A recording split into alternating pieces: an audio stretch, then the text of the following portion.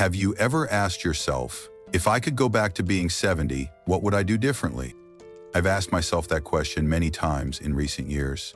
Not because I'm full of regrets, but because the longer I live, the more I realize there are things that had I known them just 5 or 10 years earlier, my old age could have been so different. Less pain, less worry, less dependence on my children. But no one told me. Back when I was 70, I was still healthy. I drove myself to the market, cooked every meal, climbed stairs with ease. I thought I was still young for my age. And maybe that's why I ignored some important things. I brushed off my body's warnings. I neglected building a social circle. I overlooked the quiet signs of loneliness creeping in. And then, old age came. Without warning, without grace. So today, if you're in your 60s, 65, or just turning 70, I ask you to take a few minutes to listen to these 7 things I wish I had known earlier. Things that may seem small, but could completely change the way you experience the years ahead. Things that could help you age with more independence, more lightness, and fewer regrets. And if you're watching this video and have ever wondered, am I truly preparing myself for old age? I invite you to leave the word "ready" in the comments. Let it be a reminder to yourself that it's never too late to begin again and to live better starting today. Back when I was 70, I didn't pay much attention to leg exercises or daily walks. I thought my legs were still strong. I could climb stairs, go to the market, carry bags, so what was there to worry about? I was complacent. And I was wrong. Just a few years later, I began to slow down. My knees ached when I stood up. Climbing hills left me breathless.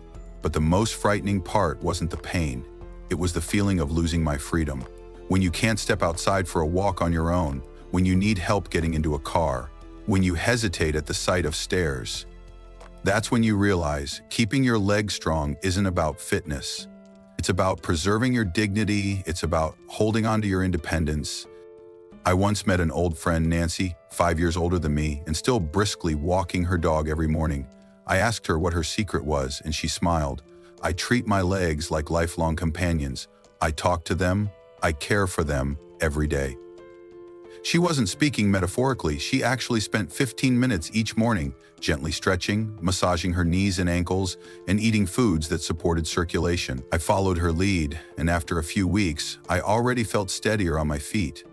If only I had known earlier, just 10 to 15 minutes a day, stretching your legs, practicing sit-to-stand exercises, or taking a light walk around the house, could have helped me avoid relying on a cane, or those days I stayed home out of fear of falling. Our legs are the foundation of freedom, and when we let them weaken without care, we are quietly giving away our ability to live on our own terms. If you're still listening, ask yourself, how strong are your legs today? Are you truly taking care of them? And if this made you pause and reflect, don't hesitate to share in the comments.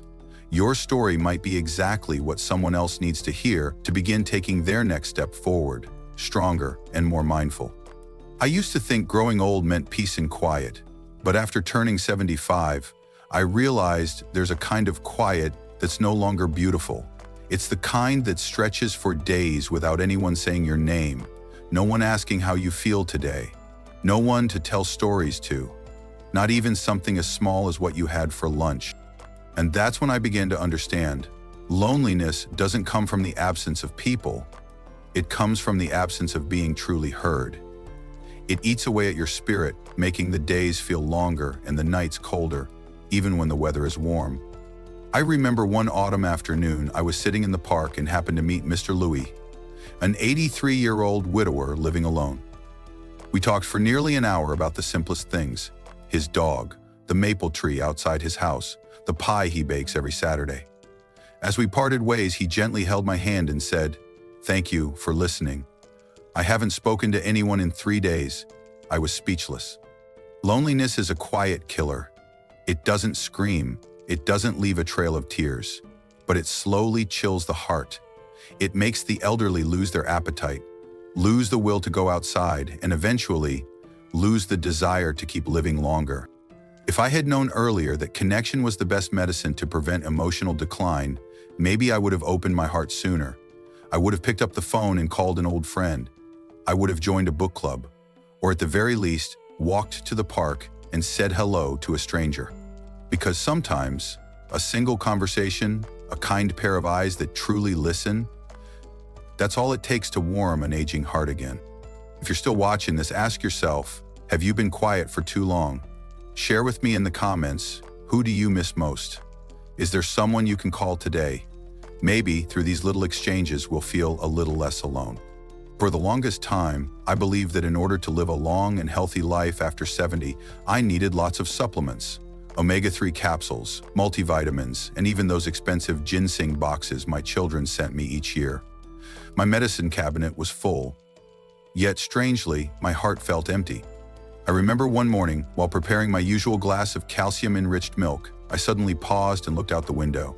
The sky was clear, birds were singing, sunlight poured through the leaves, and in that moment I realized it had been a very long time since I felt truly joyful. Not because I lacked nutrients or pills, but because I lacked laughter, purpose, and those moments that made my heart feel alive. I once met Linda, 76 years old, at a painting class for seniors.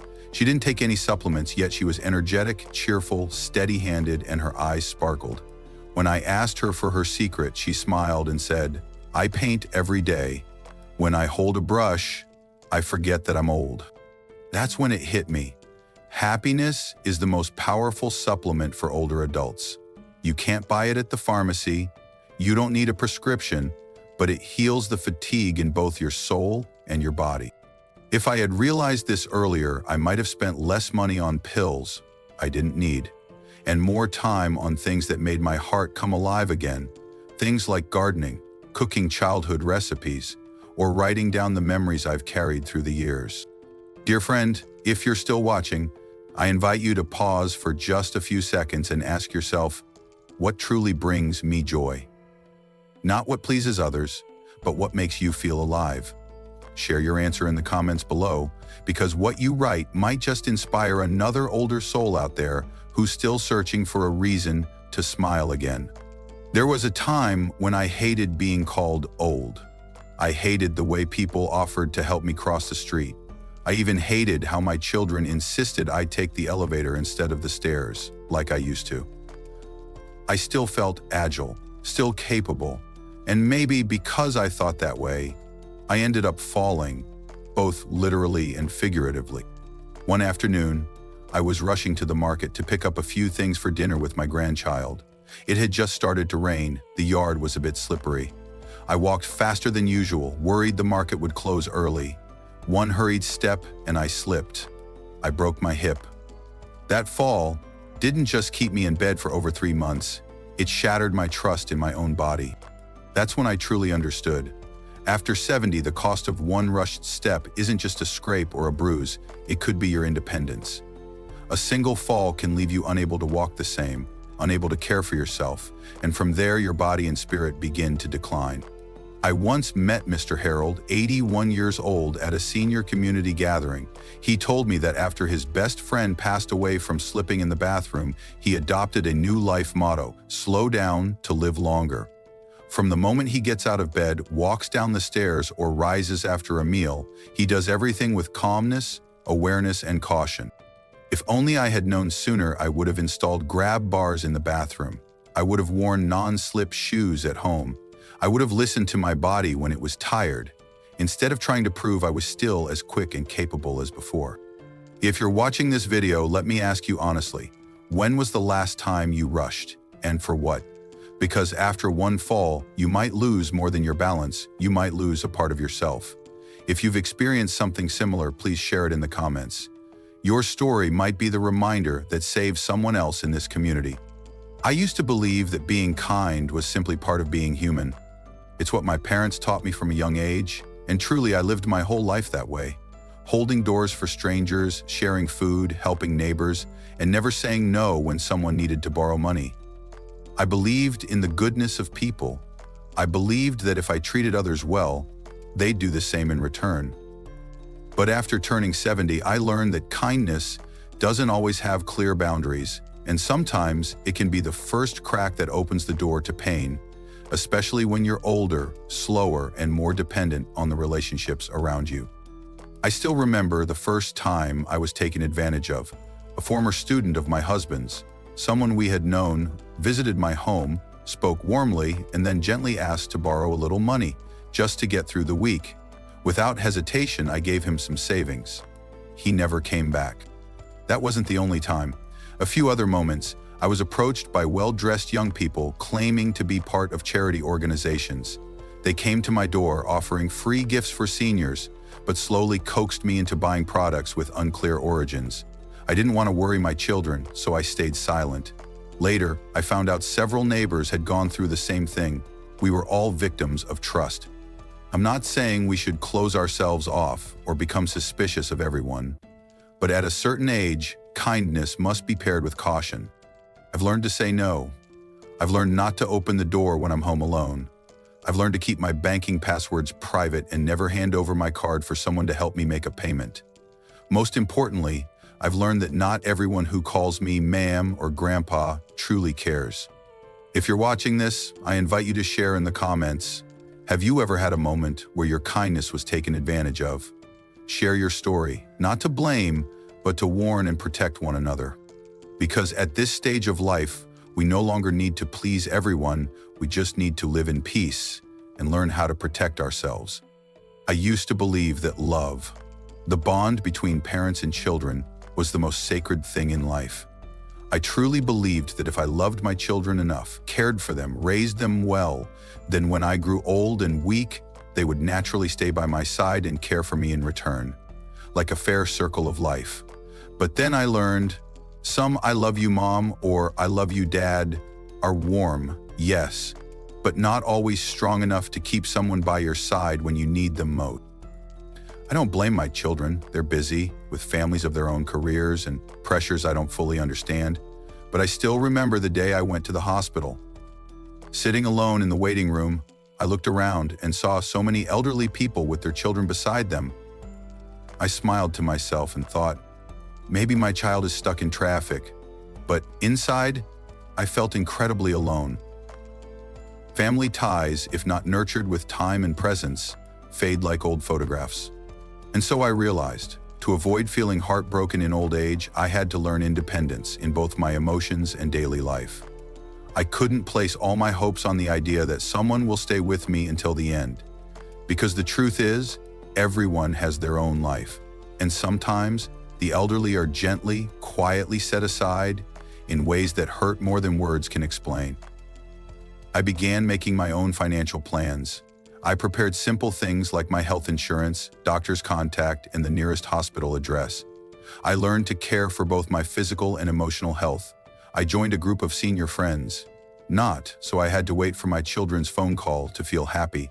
And most of all, I stopped blaming my kids when they were busy, because I had finally learned to love myself the way I once loved them. If you're still listening to me now, have you ever felt forgotten in your own home? If this resonates with you, type, "I've felt that" in the comments below. You are not alone. And by speaking up, we allow ourselves to begin healing. Because true connection doesn't live in promises, it lives in how we honor our own worth, even when no one else is watching.